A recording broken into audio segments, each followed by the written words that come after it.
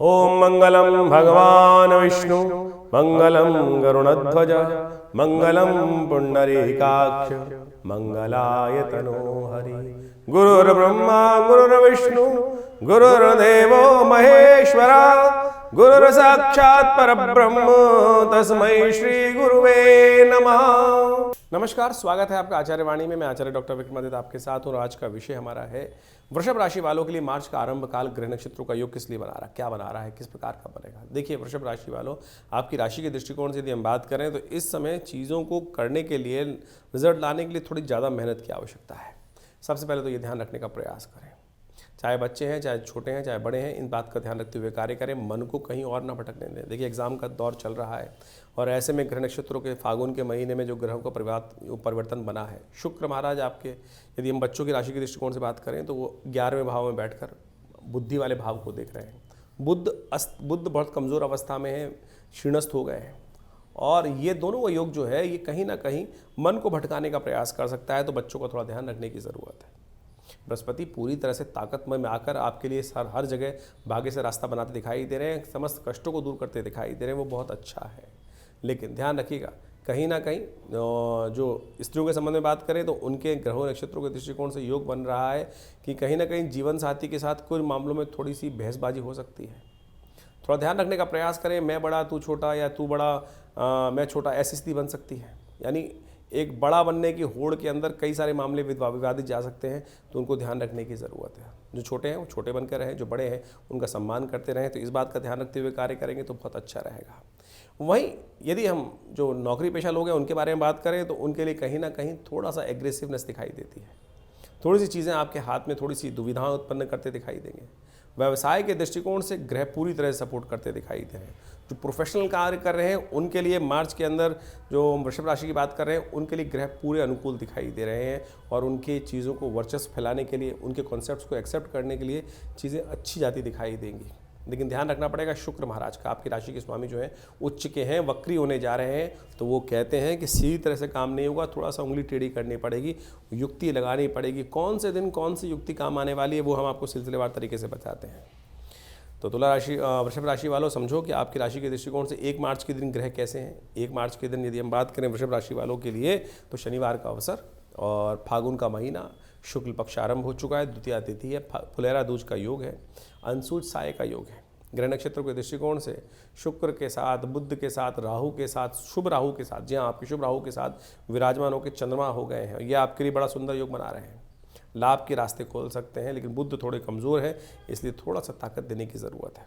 और बुध इन दिनों शनि के नक्षत्र में चले जाएंगे, उत्तरा भाद्रपद नक्षत्र में, तो और थोड़ी सी विपदाएं फंस सकते हैं। बुद्धि जो है थोड़ी और जड़ता की तरफ जाती दिखाई दे रही है, तो बुद्धि की आवश्यकता है। बुद्धि के लिए कोशिश करना चाहिए, थोड़ा सा सात्विकता की तरफ जाएँ, थोड़ा सा कोशिश करें केसर का सेवन नित्यपति करें, थोड़ी सी जड़ता को दूर करने के लिए शनि के मंत्र का जप करें तो अच्छा रहेगा। चंद्र दर्शन होगा इस दिन, चंद्र दर्शन करके गौ पूजन कर लें, ये आपके अच्छा उपाय रहेगा, तो आपके लिए कल्याणकारी योग बन सकता है। 2 तारीख यदि हम बात करें, रविवार का अवसर, तृतीया तिथि है इस दिन और शुक्र जो है वो विशेष तौर पर वक्री होने की स्थिति में जा रहे हैं। सुबह 6:50 पर वक्री हो जाएंगे और ये कहते हैं सीधी तरीके से ये वक्री होकर आपकी राशि के दृष्टिकोण से बहुत सारे मामलों में अनुकूलता प्रदान कर सकते हैं, थोड़ा सा लाभ का रास्ता खोल सकते हैं, जो विशेष तौर पर कन्या पूजन से आपका भाग्य जाग सकता है। तो हो सके तो जितना हो सके गरीब कन्याओं की सेवा करने का प्रयास करें, अपने द्वारा कुछ सेवा भाव उनके निमित्त समर्पित करेंगे तो कल्याण होगा। शनि महाराज इस दिन विशेष तौर पर पूरा भाद्रपद बृहस्पति के नक्षत्र में प्रवेश करते दिखाई दे रहे हैं और शनि वैसे ही अस्त हैं और बृहस्पति के नक्षत्र में प्रवेश करने से थोड़ी सी शक्ति और नेगेटिव होती दिखाई दे रही है। तो आपको अपने कार्यों में सफलता की तरफ अग्रसित करने के लिए थोड़ा उपाय करने की ज़रूरत है। सूर्य को शक्ति दें, सूर्य के नेगेटिव प्रभाव को दूर करने का प्रयास करें, सूर्य को जल दें, थोड़ा सा हल्दी दूध जल में डालकर भगवान सूर्य को अर्घ देने का प्रयास करें। रोली इत्यादि का उपयोग करते हुए भगवान सूर्य का ओम घड़ी सूर्यादित्याय नमः इस मंत्र का जप करते हुए कल्याण होगा।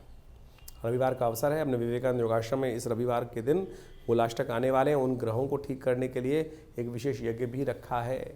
ऐसे में भगवान बटुक भैरव का यज्ञ रहेगा और नवग्रह यज्ञ रहेगा, उसमें आप सम्मिलित रहेंगे तो अच्छा रहेगा। 3 तारीख सोमवार का अवसर, चतुर्थी तिथि विद्यमान है और ये चतुर्थी फागुन की शुक्ल पक्षी चतुर्थी अविघ्नों को दूर करने वाली है। इसको अविघ्नकर चतुर्थी व्रत बोला जाता है, मनोरथ चतुर्थी बोला जाता है। और साथ साथ इस समय में मनोरथ को सिद्ध करने के लिए श्री गणेश का सुंदर स्तवन करना चाहिए।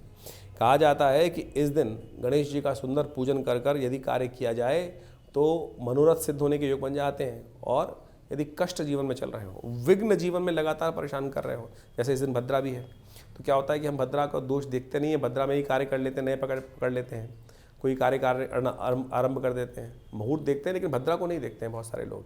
जैसे इस दिन भद्रा है, सुबह 7:31 से लेकर शाम के करीब करीब 6:02 तक, तो नए कार्यों को हाथ में नहीं डालना चाहिए। ऐसे में भद्रा का दोष लग जाता है। शास्त्र के दिन अविघ्नकर व्रत के दिन कहा जाता है तिल का दान करना चाहिए।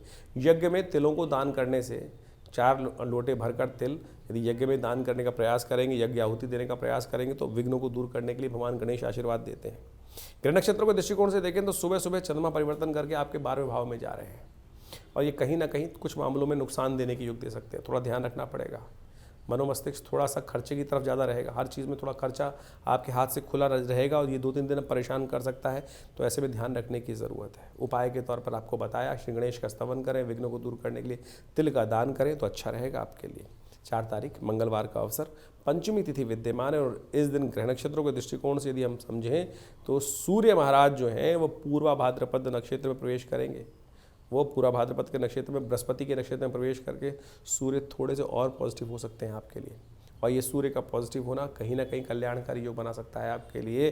तो अब से लेकर कुछ दिन तक लगातार भगवान सूर्य को थोड़ा पीला पुष्प डाल के अवश्य अर्घ्य दिया करें। ओम गणेश सूर्यादित्याय नमः।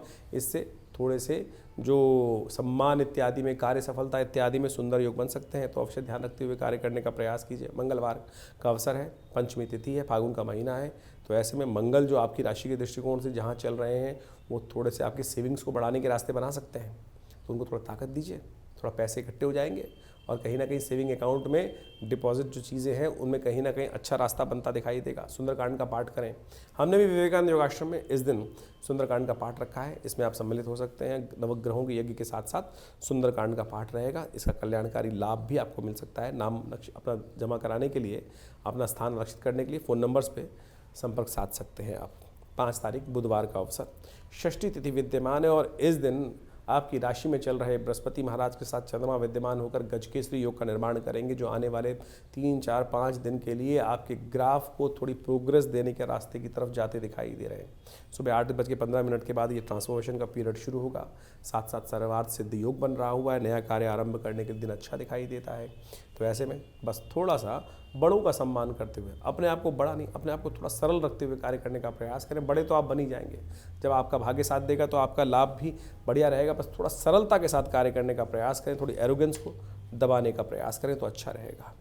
6 तारीख के दिन बात करें, बृहस्पतिवार का अवसर, सप्तमी तिथि विद्यमान है और वृषभ राशि वालों आपकी राशि के दृष्टिकोण से समझ रहे हैं, आपकी राशि के अनुसार से ग्रह योग जो बने हुए हैं, गजकेसरी योग का निर्माण प्रत्यक्ष रूप से आपको लाभ देने की स्थिति दिखाई दे रहा है। लेकिन इस दिन भद्रा है, ध्यान रखिएगा। सुबह 10:50 के बाद भद्रा रहेगी, तो जो कार्य नए आरंभ करने हो सुबह से लग जाएं तो वो आपके लिए अच्छे रहेंगे। इस दिन कष्टों को निवारण करने के लिए, कई सारी समस्याओं को ठीक करने के लिए रास्ते बनते हैं। एक तो इस दिन अर्कपुट सप्तमी कही जाती है, इसके साथ साथ कामदा सप्तमी भी कही जाती है इस दृष्टिकोण से। और ये कामदा एकादशी मनोकामनाओं को पूर्ण करने के लिए बड़ी सहायता होती है। आपकी राशि के दृष्टिकोण से देखिए, इस वक्त सूर्य आपके 10वें भाव में चल रहे हैं। मनोकामनाओं की पूर्ति के लिए भगवान सूर्य का स्तवन करना चाहिए। आदित्य हृदय स्तोत्र का पाठ करें, सूर्य को जल दें और हो सके तो कष्टों को निवारण करने के लिए चलते पानी में सूर्योदय को अर्घ देने के बाद अर्घ जो आग का पत्ता होता है उस पर एक दिया जलाकर छोड़ दें। कहा जाता है कि ये संकटों को हर लेता है, कष्टों को दूर कर लेता है। ये सुंदर योग शास्त्र में विद्यमान है। भविष्य पुराण के अंदर इसके ऊपर बहुत सारा आख्यान लिखा हुआ है, तो उसका लाभ लेने का प्रयास करना चाहिए। ये शास्त्रोक्त प्रयोग है, इनको करें, लाभ प्राप्त होगा। बात कर लेते हैं हम 7 तारीख की। तो वृषभ राशि वालों, 7 तारीख का दिन ग्रह नक्षत्र दिखाई दे रहे हैं आपके लिए। शुक्रवार का अवसर, अष्टमी तिथि और इस दिन होलाष्टक आरंभ हो रहे हैं। ग्रह भी परिवर्तन की तरफ जा रहे हैं और ये परिवर्तन आपके लिए मंगल के साथ चंद्रमा विराजमान होकर ये आपके लिए कल्याणकारी योग बनेगा। आपके मनोमस्तिष्क को एक कर कर प्रयास से, बुद्धि और सामर्थ्य से, मन और सामर्थ्य, साहस दोनों एक दिशा में काम करने के योग अच्छे से बनाते दिखाई दे रहे हैं। लेकिन ध्यान रखिएगा, शत्रु बैठे हुए हैं आपके लगातार, जो आपको कष्ट देने के योग बना सकते हैं। आपके सम्मान को, आपके कर्म के सफलता को कोई और क्रेडिट ले आने के लिए रास्ता बनाता दिखाई दे रहा है, तो उसका ध्यान रखना पड़ेगा। होलाष्टक भी आरंभ हो गए हैं। और होलाष्टक में क्या होता है, कई बार नेगेटिव एनर्जी बहुत परेशान कर देती है। वृषभ राशि वालों को खास तौर पर ऐसे में ध्यान रखना चाहिए कि अपने कष्टों को दूर करने के लिए इन होलाष्टक से पूरे साल के लिए अपने परिवार को बचाने का प्रयास करना चाहिए। नज़र, बला इत्यादि, नेगेटिव एनर्जी इत्यादि हमेशा कहीं ना कहीं से घेर घोट कर हमारे कार्यों में कहीं ना कहीं विघ्न उपस्थित करने का प्रयास करते हैं। और बहुत सारे लोग अपनी नज़र से बचने के लिए अनेक अनेक उपाय शास्त्र में विद्यमान हैं। होलाष्टक उसके लिए बहुत इंपॉर्टेंट दिन माने जाते हैं। कहा जाता है कि इन दिनों में विशेष तौर पर भगवान शिव जब आराधना कर रहे थे, साधना में थे, तो कामदेव ने उनकी साधना से उठाने के लिए उनको अपने अस्त्रों का प्रयोग किया था। और जैसे ही क्रुद्ध में शिव का तीसरा नेत्र खुला तो वो भस्म भी हो गए थे। तो कहा जाता है कि इन दिनों में बहुत ज़्यादा कामातुर होकर बहुत सारे वासना की बातें परेशान कर सकती हैं। तो ऐसे में ध्यान रखते हुए कार्य करने का प्रयास करना चाहिए और कहीं ना कहीं नेगेटिव बातें जो होती हैं वो कष्ट दे सकती हैं। तो शास्त्र में बताया गया है कि होलाष्टक के दिन से अपने घर के या व्यवसाय के बंधनवार बांधने का प्रयास करना चाहिए। आप ऐसे में एक काम करें, आपकी राशि के दृष्टिकोण से हमें दिखाई देता है कि आप पंच पल्लव, 5 पत्ते जो होते हैं आम के, अशोक के और साथ साथ विशेष तौर पर बड़ के और पीपल के इत्यादि के, इन सब के 5 पत्तों को बांधकर पंच पल्लव उपयोग करते हुए अपने घर के मुख्य दरवाजे पर कलावे के साथ, लाल कलावे के साथ यदि बांधकर बंधनवार बना दें तो आपके लिए कहा जाता है नेगेटिव एनर्जियाँ दूर करने का योग बना सकते हैं। इसके साथ मोर पंख का उपयोग अवश्य करें। उस बंधनवार में मोर पंख को साथ में लगा देने से कहा जाता है, जैसे भगवान शंकर कृष्ण के सिर पर मोर पंख विराजमान होता है ना, वो क्या होता है, उनको नज़र, भगवान को नज़र बहुत लगती थी और उससे बचने के लिए ही वो मोर पंख सिर पर धारण करते थे। तो ये आपकी बहुत सुंदर हेल्प करेगा, घर के नेगेटिव एनर्जी को प्रवेश नहीं करने देगा, व्यवसाय स्थल में नेगेटिव एनर्जी को प्रवेश नहीं करने देगा। तो इसका उपयोग आप करने का प्रयास कीजिए। देखिए आपके कष्टों को दूर करने के लिए ये होलाष्टक में पूरे वर्ष के लिए आपके लिए कल्याणकारी योग बना के दिखाई देगा। 8 तारीख शनिवार का अवसर, नवमी तिथि विद्यमान है और इस दिन ग्रह नक्षत्रों के दृष्टिकोण से देखें, शनिवार के दिन नवमी फागुन महीने के इत्यादि ग्रह नक्षत्रों के दृष्टिकोण से आपके लिए कहीं ना कहीं धन के मामले में इंप्रूवमेंट होने के योग दिखाई देते हैं। ऐसे में जिस भी कार्य में विघ्न आ रहा हो तो अपने माता पिता का आशीर्वाद, गुरुजन का आशीर्वाद लेके काम करोगे ना तो ये पॉजिटिव रिजल्ट देने के योग बना सकता है। ऐसे में कार्य करने का सुंदर प्रयास कीजिए। थोड़े मंगल को और ताकत दीजिए, हनुमान जी का स्तवन करें, शनिवार है, ऐसे में शनि भी अनुकूल हो जाएंगे आपके लिए। 9 तारीख रविवार का अवसर, दशमी तिथि विद्यमान है और इस दिन ग्रह नक्षत्रों के दृष्टिकोण से देखें तो ग्रह परिवर्तन की तरफ जाएंगे और ये परिवर्तन आपके लिए पॉजिटिव रहेगा, नेगेटिव बिल्कुल नहीं दिखाई देता। होली का उत्सव आरंभ हो रहा है, यहाँ तक कि नंदगांव, बरसाने इत्यादि में भी होली के उत्सव आरंभ हो रहे हैं। रविवार का अवसर है, हमने भी विवेकानंद योगाश्रम में इस दिन नवग्रह शांति महायज्ञ और होलाष्टक से बचने के लिए भैरव जी का यज्ञ रखा हुआ है। उसमें आप विशेष तौर पर सम्मिलित हो सकते हैं। होली का भी सुंदर कार्यक्रम रहेगा। आप भी अपने स्थान को आरक्षित कर विवेकानंद योगाश्रम में सुबह जो होने वाले यज्ञ में अवश्य पधारें। सुबह 8 बजे से लेकर करीब 10 साढ़े 10 बजे तक ये कार्यक्रम चलेगा। सुंदर रूप से भगवान की सुंदर प्रार्थना भी होगी, यज्ञ भी होगा, कीर्तन भी होगा और आपके कष्टों का निवारण करने के लिए आप डायरेक्टली हमें वहाँ पहुँचकर प्रश्न भी कर सकते हैं। उसके लिए भी समागम का सुंदर कार्यक्रम रविवार के दिन रखा गया है। 10 तारीख सोमवार का अवसर, एकादशी तिथि विद्यमान है और इस दिन आमल की एकादशी का सुंदर योग बन रहा है। ग्रह दिखा रहे हैं स्वार्थी बन जाएगा तो काम सिद्ध हो जाएगा। बहुत ज़्यादा उदारता से काम करोगे तो लोग आपको लूट लेने के योग बना सकते हैं, नुकसान देने के योग बना सकते हैं। तो इसलिए बहुत ज़्यादा टाइम को खराब ना करें, स्वार्थ बनकर स्वार्थी सिद्ध करने का प्रयास करें, अच्छा रहेगा। भगवान विष्णु की सुंदर उपासना करें, आंवले का भोग लगाएं और आंवले का प्रसाद ग्रहण करें। ओम धात्रेयी नमः इस मंत्र का जप कर भगवान को आंवला अर्पित करने का प्रयास करें और हो सके तो भगवान शालिग्राम जी का पूजन करें, उनका चरणामृत ग्रहण करें, कष्ट कटेंगे। फागुन मास में होलाष्टक भी आते हैं।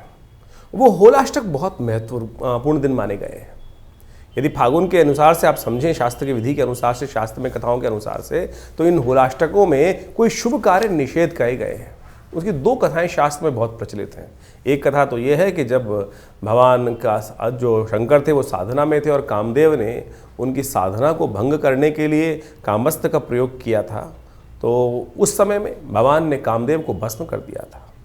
और दूसरी कथा एक और है कि जब हिरण्यकश्यप और हिरण्याक्ष इत्यादि थे और वहाँ पर भक्त प्रहलाद पर उन्होंने अनेक प्रकार के अत्याचार उपस्थित किए और उन सब अत्याचारों में इन 8 दिनों में भक्त प्रहलाद को भक्ति से विमुख करने के लिए अनेक प्रकार के त्रास दिए गए और अंत में उस भक्त प्रहलाद को अग्नि में उपस्थित कर दिया गया था, जिसको होलिका लेकर बैठ गई थी। और चमत्कार हुआ, भगवान ने वास्तविक तौर पर जो शास्त्र में कथा के अनुसार से कहा जाता है कि भक्त प्रहलाद भगवान की कृपा से बचकर आ गए और होलिका जल गई।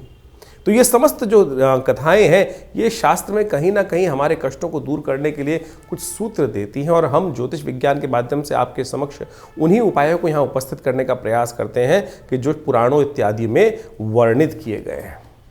देखिए, ज्योतिष को आज की तारीख में कुछ लोगों ने केवल टोटकों पे बांध दिया है, और ऐसे उपाय जिनका कोई औचित्य नहीं है उनको करने से कोई फायदा होने वाला है नहीं। ज्योतिष मन का वहम नहीं है। ज्योतिष कोई ऐसा प्लेसिबो नहीं है कि जिसको कह देते हैं कि का शायद कर लो, नहीं। ज्योतिष में जो प्रमाण हैं वो पुराण इत्यादि में बहुत सुंदर तरीके से वर्णित किए गए हैं। कलिकाल में ये हमारा इतिहास है, जो पुराण में कथाएं हैं ये हमारा इतिहास है, ये शास्त्रों में ऋषियों का अनुभव है जो उन्होंने उन कथाओं के माध्यम से वहाँ वर्णित किया है, और उसी के हिसाब से पंचांग का निर्माण किया जाता है, उन तिथियों का निर्माण किया जाता है, उन तिथि में जो उत्सव बताए जाते हैं वो सब के सब वहाँ वर्णित हैं। यदि शास्त्र के दृष्टिकोण से देखें तो इस फागुन मास के अंदर, शुक्ल पक्ष के अंदर अनेक प्रकार के व्रत बताए गए हैं।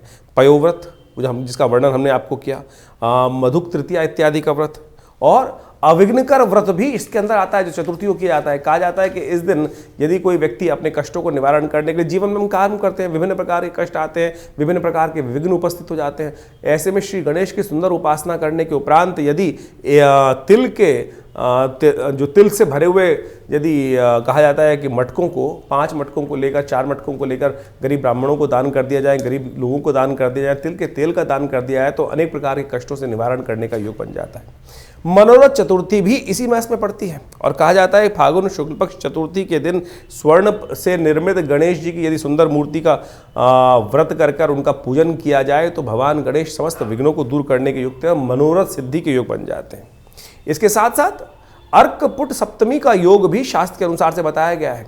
अर्कपुट सप्तमी के दिन कहा जाता है कि स्नान के पश्चात भगवान सूर्य का सुंदर रूप से ध्यान कर उनको अर्घ इत्यादि देकर और व्रत कर या अगर एक दिन पहले व्रत कर यदि भगवान सूर्य को अर्घ दें तो सूर्य संबंधित समस्त समस्याओं को दूर करने के अनेक रास्ते आपके जीवन में बन जाते हैं। सूर्य कीर्ति के मालिक हैं, और हर महीने सूर्य की संक्रांति होती है, तो उन सब में यदि विधि विधान के अनुसार से हम समय समय पर आपको उपाय बताते हैं, उनको करेंगे तो बहुत सुंदर रूप से कष्टों को निवारण करने का योग आप अपना अवश्य बनता है।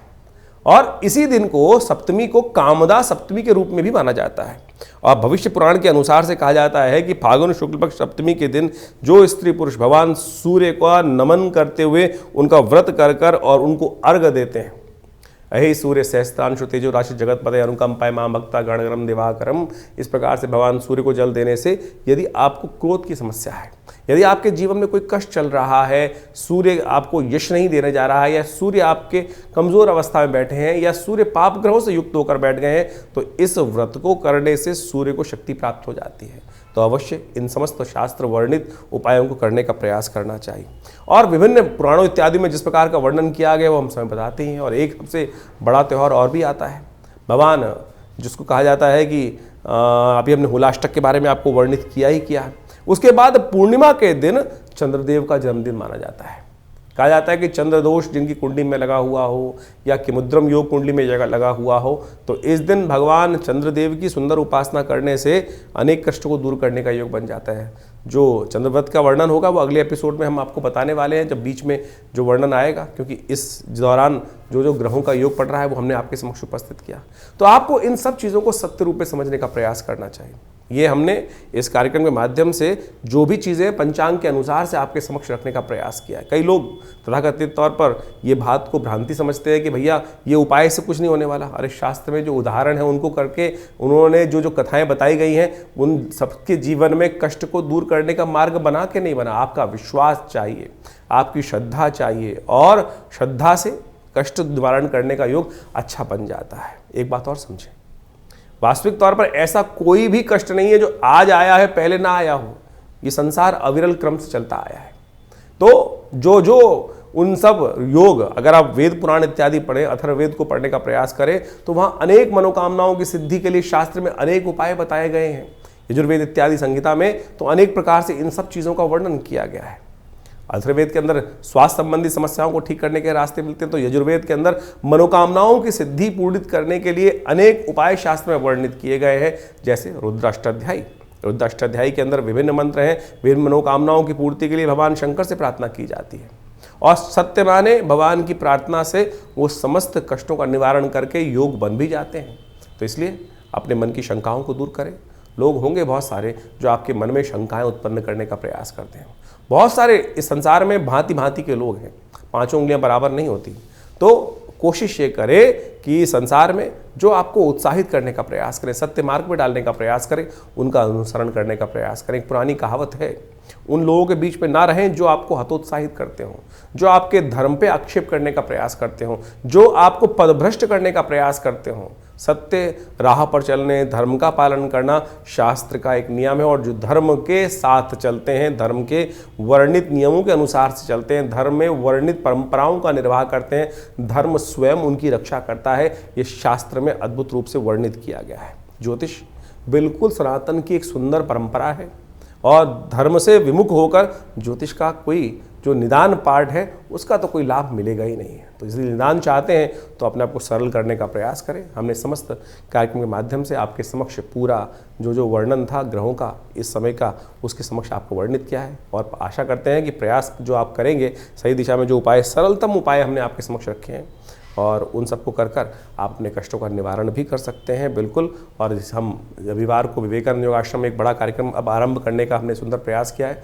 महीने के हर पहले रविवार को हम यहाँ पर आश्रम में सुंदर जन्मपत्रियों का, जो बहुत सारे लोगों के समस्याएं जीवन में होती हैं, वो कष्ट निवारण चाहते हैं, लेकिन जो आश्रम की जो फीस इत्यादि है वो देने में बहुत सारी समस्याएं लोगों के साथ होती है। तो हमने महीने के पहले रविवार के दिन सुबह 8 बजे से लेकर करीब 11 बजे तक एक कार्यक्रम रख दिया है। उसमें आप जो भी आना चाहें आश्रम पे आना पड़ेगा, फ़ोन पे बात नहीं हो पाएगी, और वहाँ आश्रम पर आकर अपने प्रश्नों का समाधान निःशुल्क रूप में जान सकते हैं। बिल्कुल कोई फीस नहीं रखी जाएगी रविवार वाले कार्यक्रम में। सुबह 8 बजे से लेकर पहले रविवार के दिन, हर महीने के पहले रविवार के दिन करीब सुबह 8 बजे से लेकर 11 बजे तक एक कार्यक्रम रहेगा। यज्ञ भी होगा उसमें अंदर, और आपके प्रश्नों का समाधान देने की सुंदर व्यवस्था आश्रम की तरफ से रख दी गई है। दिल्ली में विवेकानंद योगाश्रम जमनाबाद लक्ष्मी नगर में स्थित है। फ़ोन नंबर्स आपके सामने स्क्रीन पर चल रहे हैं। आप जो भी अपनी प्रश्न हो उनको व्हाट्सएप के माध्यम से भी भेज सकते हैं, और पर्सनली रविवार के दिन आकर उनका निदान भी जान सकते हैं। धन्यवाद, नमस्कार।